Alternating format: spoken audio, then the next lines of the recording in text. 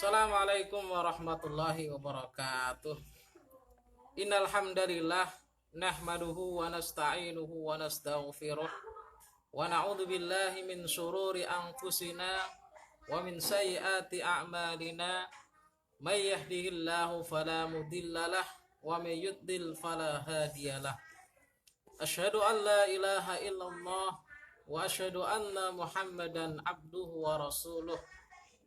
Amma ba'du.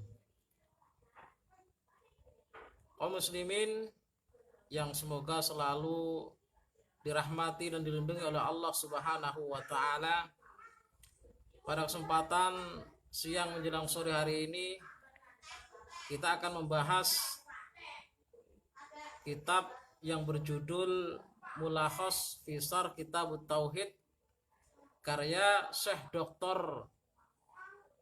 Shaleh bin Fauzan bin Abdillah Al-Fauzan.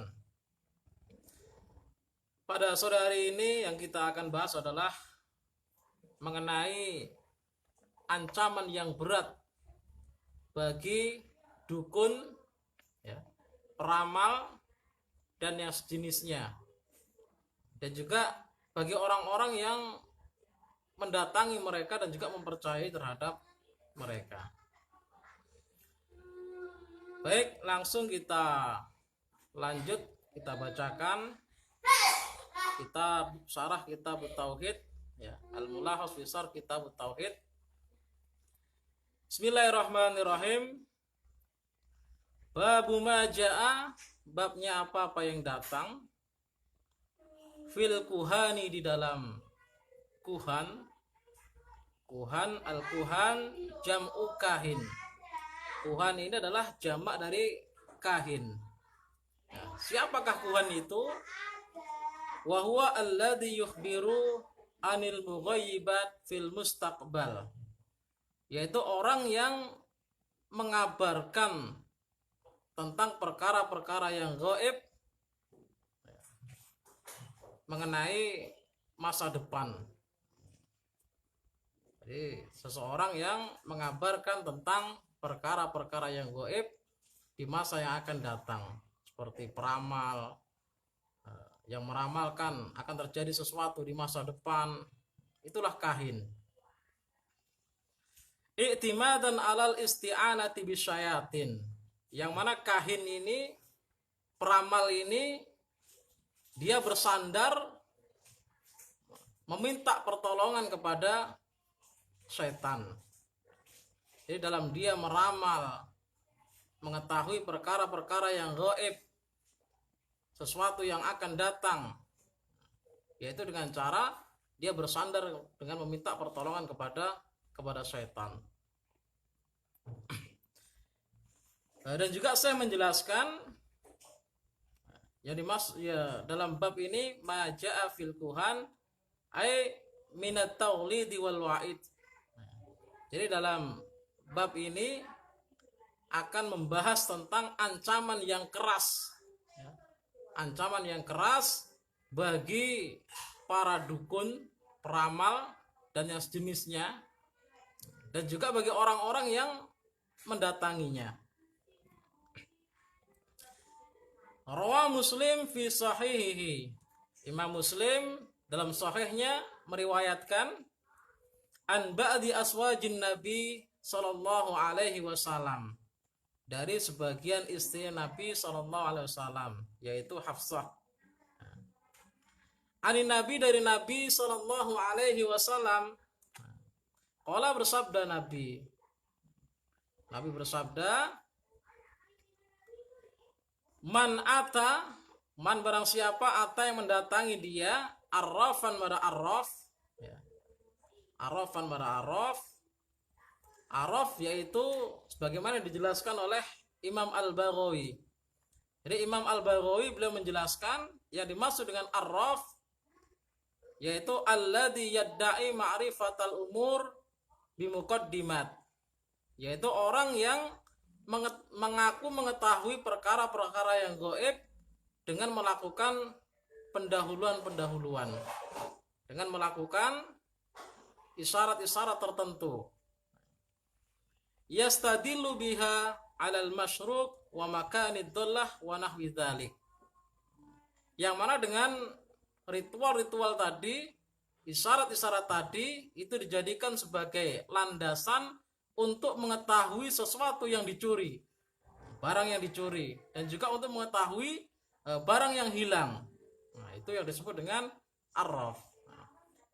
Kata Nabi, barang siapa yang mendatangi arraf fasa'alahu an syai', kemudian dia bertanya kepada arraf tadi tentang sesuatu, fasaddaqahu, kemudian dia membenarkan terhadap sesuatu tadi, lam tuqbal lahu salatun arba'ina yauman, maka sholatnya selama 40 hari tidak diterima. Nah ini artinya aila thawaba lahu fiha, tidak ada pahala di dalam sholat yang dia laksanakan itu. Jadi selama 40 hari dia melaksanakan sholat tidak ada pahalanya. Nah kalau gitu mending gak usah sholat, lebih besar lagi dosa yang akan dia dapatkan. Kemudian hubungannya munasabatul bab li kitab tauhid. Apa hubungannya bab, judul bab ini dengan kitab tauhid? Lama kana al-kuhan wa nahwuhum yadda'una ilmal ghaib alladhi qad ihtassa bihi Allah Ta'ala. Yaitu karena kuhan, para peramal dan juga semisalnya ya, mereka mengaku mengetahui ilmu yang gaib, mengetahui perkara-perkara yang gaib, itu pengakuan mereka. Padahal perkara yang gaib, ilmu yang gaib itu adalah kekhususan bagi Allah. Hanya Allah saja yang mengetahuinya. Dalam Al-Quran Allah juga mengatakan, Qul la ya'lamu man fis samawati wal ard al-ghaiba illallah.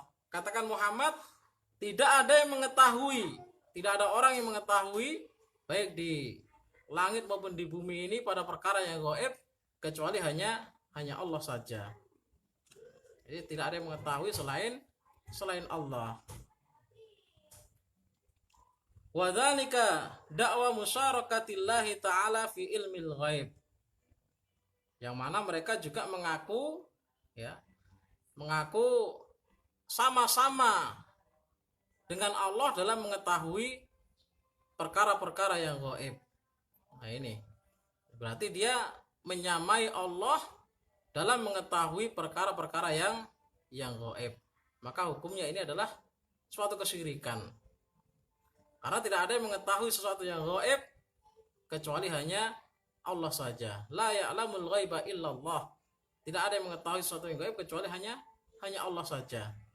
Maka kahin, peramal, dukun dan sejenisnya, mereka itu adalah orang-orang yang melakukan kesyirikan. Karena mereka seakan-akan menyamai Allah. Mereka mengaku mengetahui perkara-perkara yang gaib, yang mana itu merupakan kekhususan bagi Allah saja. Aradal musannif ayyubayyina fi hadzal bab ma jaa fi haqqihim wa haqqi man saddaqahum minal wa'id. Dan musannif, penyusun kitab ini, beliau bermaksud menjelaskan tentang ancaman-ancaman yang berat baik bagi para dukun, peramal dan sejenisnya maupun orang yang membenarkan terhadap mereka. Jadi dalam kitab ini penyusun akan menjelaskan tentang ancaman-ancaman yang berat bagi para dukun, peramal dan sejenisnya, dan juga orang-orang yang membenarkan terhadap ucapan-ucapan mereka.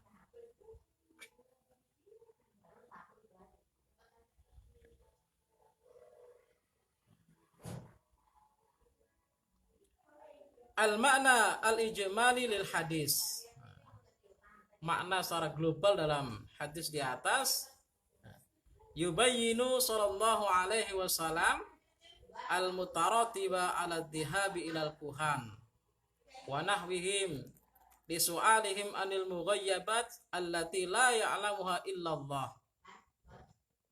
Jadi makna secara global dalam hadis di atas, ya, Nabi SAW beliau menjelaskan, ya, tentang ancaman yang akan terjadi kepada orang-orang yang mendatangi peramal, mendatangi dukun dan sejenisnya untuk bertanya kepada mereka mengenai perkara-perkara yang gaib, allati la ya'lamuha illallah, yang mana tidak ada yang mengetahui kecuali hanya Allah.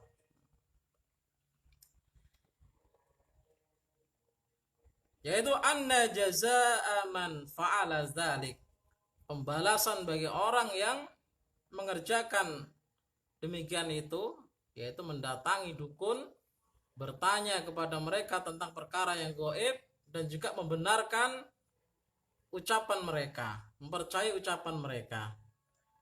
Ancamannya adalah hirmanuhu min sawabi sholatihi limuddati arba'ina yauman, dihalangi baginya pahala sholatnya selama 40 hari.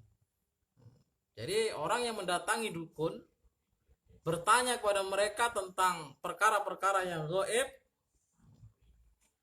maka sholatnya selama 40 hari itu tidak ada pahalanya.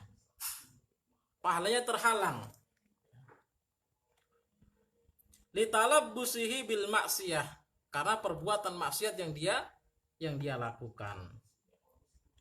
Wa fi hada wa'idun syadidun, dan di dalam hadis ini menjelaskan tentang ancaman yang sangat berat. Wa nahyun akidun, dan juga larangan yang sangat kuat an hadzal fi'li, dari mengerjakan perbuatan tersebut. Mimma yadullu ala annahu min a'dhamil muharramat, ancaman-ancaman tersebut menunjukkan bahwa itu merupakan keharaman yang sangat besar. Jadi mendatangi dukun, mendatangi tukang ramal, menanyakan pada mereka tentang perkara-perkara yang gaib, padahal itu adalah perkara yang menjadi kekhususan bagi Allah, maka itu merupakan keharaman yang sangat besar. Wa idza kana hadza jazaa'u man atal kahin, kalau balasan bagi orang yang mendatangi saja itu sudah sedemikian berat, sedemikian besar, ya, fa kaifa bi jazaa'il kahin nafsihi, lalu bagaimana pembalasan terhadap orang yang profesinya sebagai dukun atau peramal? Tentu akan lebih berat lagi, balasnya akan lebih berat lagi ketimbang orang yang mendatanginya. Kalau orang yang mendatanginya kemudian bertanya tentang sesuatu, itu sholatnya selama 40 hari tidak mendapatkan pahala, lalu bagaimana dengan orang yang profesinya sebagai dukun atau sebagai peramal? Na'udzubillahi min dzalik, kita berlindung dari demikian itu. Wa nas'aluhu al-afiyah, dan kita mohon keselamatan kepada Allah. Munasabatul hadis lil bab, hubungannya hadis itu dengan bab, anna fihi an-nahya an ityanil kuhan wa nahwihim, yaitu adanya larangan untuk mendatangi kuhan, mendatangi peramal, dukun dan sejenisnya. Wa antasdiqihim limunafatihi litauhid, dan membenarkan terhadap apa yang mereka ucapkan, maka itu merusak terhadap tauhid, bisa merusak terhadap tauhid. Karena berarti ketika kita mempercayai terhadap apa yang diucapkan oleh peramal, apa yang diucapkan oleh dukun, berarti kita meyakini ada orang yang mengetahui perkara yang gaib selain dari Allah Subhanahu wa ta'ala. Berarti orang yang membenarkan terhadap ucapan-ucapannya dukun, ya, ucapan-ucapan peramal, maka tauhidnya sudah rusak. Tauhidnya sudah rusak. Karena dia menyatakan, meyakini ada orang yang mengetahui perkara yang gaib selain dari Allah Subhanahu wa taala. Ma yustafadu minal hadis. Apa kesimpulan dari hadis tersebut? Kesimpulannya adalah yang pertama, al-man'u minad dihabi ilal kuhan. Larangan untuk mendatangi peramal, mendatangi kuhan, mendatangi dukun. Wa su'alihim anil mughayyibat wa tasdiqihim fi dzalik wa annahu kufrun. Dan bertanya kepada mereka mengenai perkara-perkara yang gaib dan membenarkannya, itu adalah sebuah kekufuran. Jadi dilarang mendatangi mereka, ya, bertanya kepada mereka. Adapun kalau bertanya kepada mereka kemudian membenarkan, mempercayai terhadap apa yang diucapkan oleh dukun yang berkaitan dengan hal-hal yang gaib, maka hukumnya orang tersebut adalah kafir. Hukumnya kafir. Kemudian yang kedua, tahrimul kahanah. Ya. Haramnya praktek perdukunan. Haramnya praktek perdukunan. Jadi dukun yang dimaksud di sini ini adalah dukun ramal, bukan dukun-dukun pijet ataupun dukun bayi, bukan itu. Melainkan yang diharamkan di sini adalah praktek perdukunan sebagai peramal, ya, tukang sihir. Nah, itu yang terlarang. Adapun kalau hanya menjadi dukun bayi, menjadi dukun pijat, ya, itu tidak ada masalah. Bukan hal yang terlarang. Selama dalam praktek dia menjadi tukang pijat, tukang membantu melahirkan, itu tidak menggunakan jasa jin. Wa annaha min akbaril kabair. Dan praktek perdukunan itu merupakan dosa yang sangat besar. Dosa yang sangat besar. Kemudian faidatun man zahaba ilal kuhan, barang siapa yang mendatangi kuhan, mendatangi dukun, mendatangi peramal, walam yusaddiqahum, dan tidak membenarkan terhadap apa yang mereka ucapkan. Jadi dia datang, orang yang mendatangi dukun, bertanya tentang perkara yang gaib, ya, namun dia tidak mempercayainya. Bertanya dan tidak mempercayainya. Lam tuqbal lahu sholatu arba'ina yauman. Maka sholatnya selama 40 hari itu tidak diterima. Waliyadzubillah. Sholatnya selama 40 hari tidak diterima.